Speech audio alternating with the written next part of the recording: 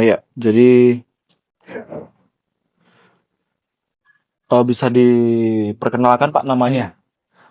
Perkenalkan saya pendeta muda Markus Ya. Tiran. Jadi kita di Advent itu ada pendeta muda, ada pendeta penuh.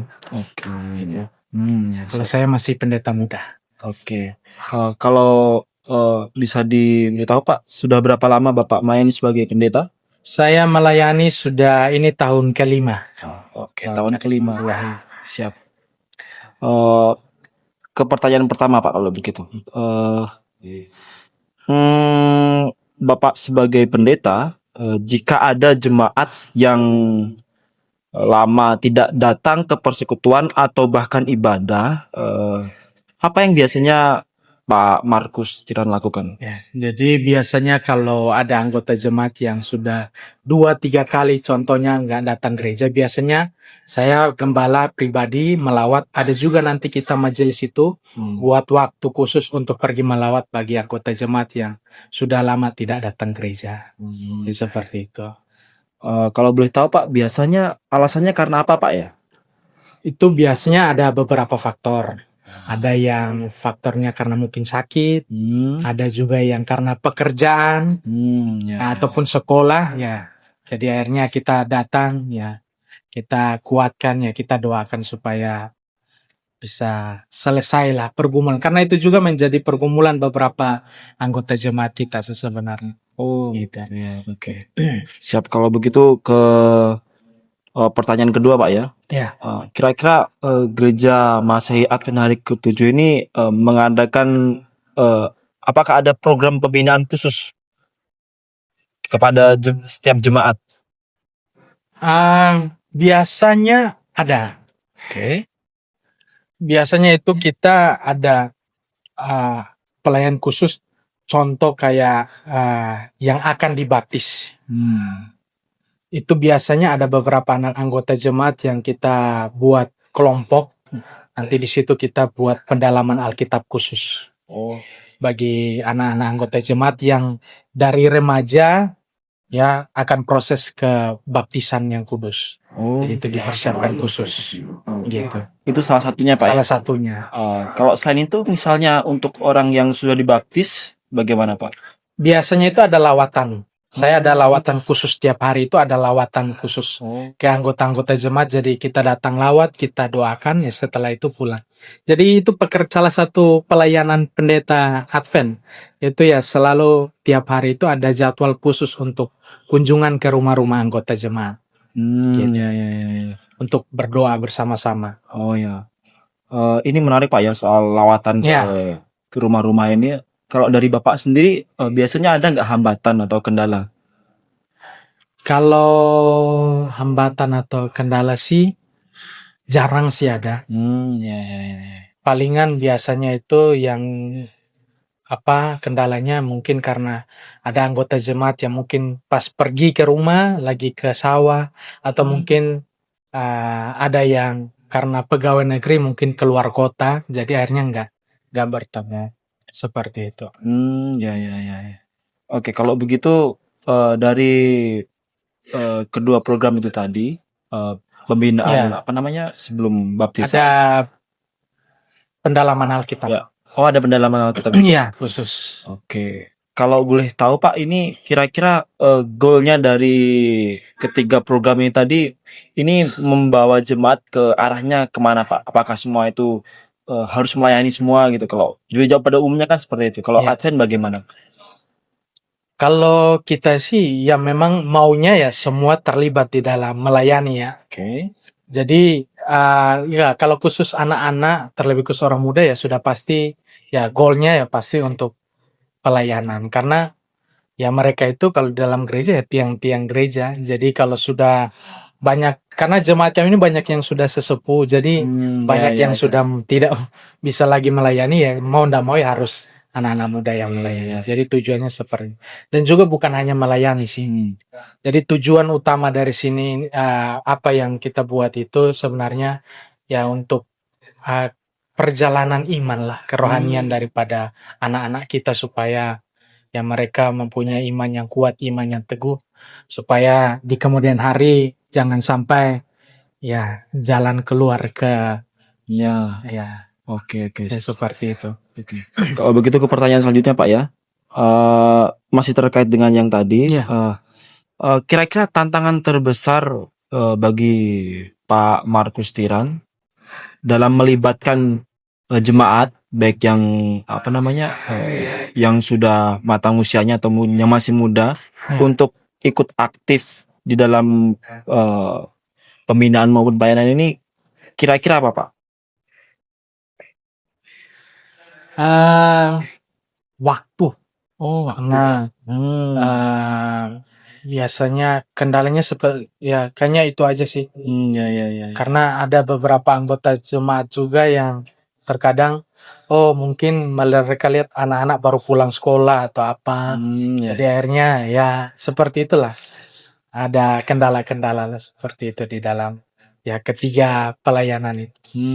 Jadi yang salah satu yang tadi juga yaitu kadang-kadang kita pergi tapi nggak ada di rumah. Ya seperti itu. Jadi kendalanya masih karena tabrakan Iya, waktu ya. waktu. Oke, siap. Sejauh ini selama Pak Markus Tiran melayani, pernah nggak ada membuat sebuah program, tapi program itu tidak berjalan lancar? Pasti ada lah. Pasti ada. Ya salah satunya kami itu ada program KPA. Kalau boleh tahu apa itu Pak? Itu kelompok pedalaman Alkitab. Itu yang sempat tertunda sekarang. Itu yang sempat berhenti.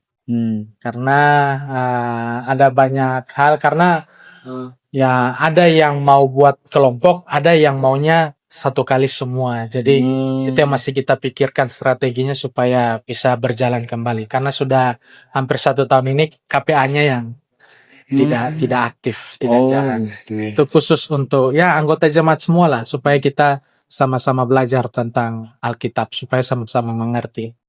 Itu. Oh begitu. Jadi waktu itu saya pernah, kalau mungkin itu di hari Sabtu sore ada ibadah di rumah. Itu apakah itu pendalaman Alkitabnya Pak? Atau itu ibadah lain persekutuan? Saya kurang tahu ya, tapi kemungkinan bisa jadi karena saya waktu itu di Goranggareng. Oh, di Goranggareng. Iya. Berarti saya kurang tahu itu. Biasanya kalau hari Sabat itu biasanya ada rangkaian ibadah. Contoh kita dari organisasi ada minggu sembayang rumah tangga, ada minggu sembayang BWA itu Bakti Wanita Advent, atau minggu sembayang pemuda. Iya. Biasanya ya ada juga diadakan, ataupun biasanya itu mungkin berkunjung ke rumah anggota yang sudah lama ndak bergereja karena mungkin sakit, akhirnya dibuatlah kegiatan ibadah di rumah. Karena ada beberapa anggota jemaat karena sudah lama nggak datang gereja, jadi biasanya itu minta untuk buat ibadah di rumah seperti itu. Ya. Kalau kita ke kelompok pedalaman Alkitab itu biasanya diagendakan di hari Kamis. Biasanya. Oh begitu ya. Kalau kelompok pendalaman Alkitab ini itu nanti pendalamannya apakah diserahkan kepada Pak Markus atau mungkin ada ketua kelompoknya gitu Pak? Jadi karena saya 2 jemaat, ya. Jadi biasanya ganti-ganti. Jadi biasanya ada saya, kalau enggak ada ketua jemaat, kalau enggak Pak Rohani, Pak Rohani. Karena beliau juga kalau mau dibilang adalah salah satu tenaga pelayanan, tapi sudah pensiun. Jadi yang memahami doktrin gereja kita, yang biasanya kita jadikan supaya bisa jadi guru. Jadi seperti itu. Jadi ada orang lain.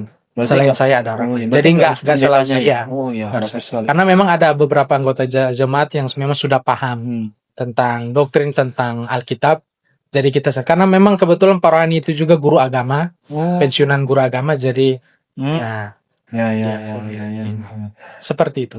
Ya ini bagus sekali sih. Biasanya gereja pada umumnya itu ya harus semuanya pendeta. Ya kita biasanya kalau misalnya pendeta yang nggak ada, biasa kalau nggak ketua jemaat ya ada Pak Rohani, ada majelis-majelis yang lain. Jadi kita majelis itu harus wajib bisa melayani.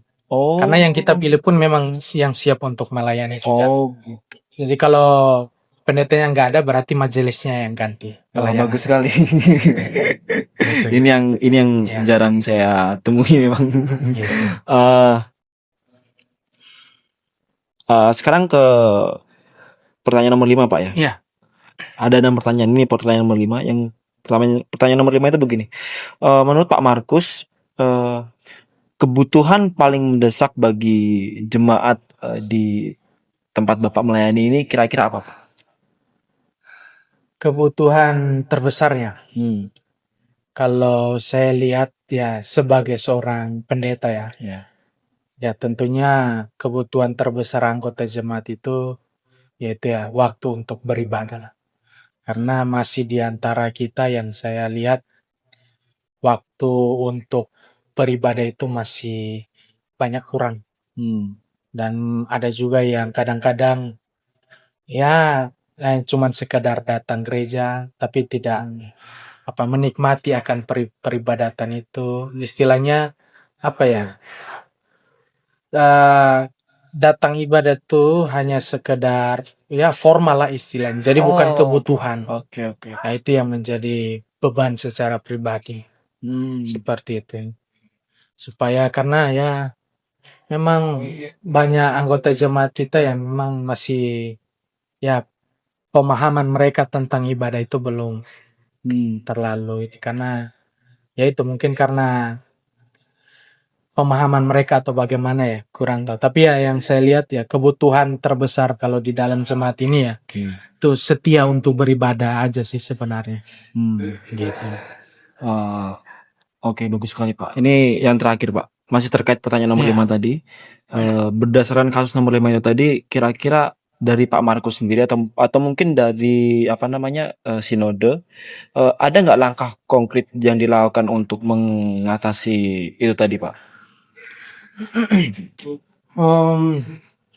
Biasanya yaitu yang kita selalu buat supaya memotivasi anggota jemaat yaitu selalu datang pribadi, lepas pribadi kita bicara empat mata.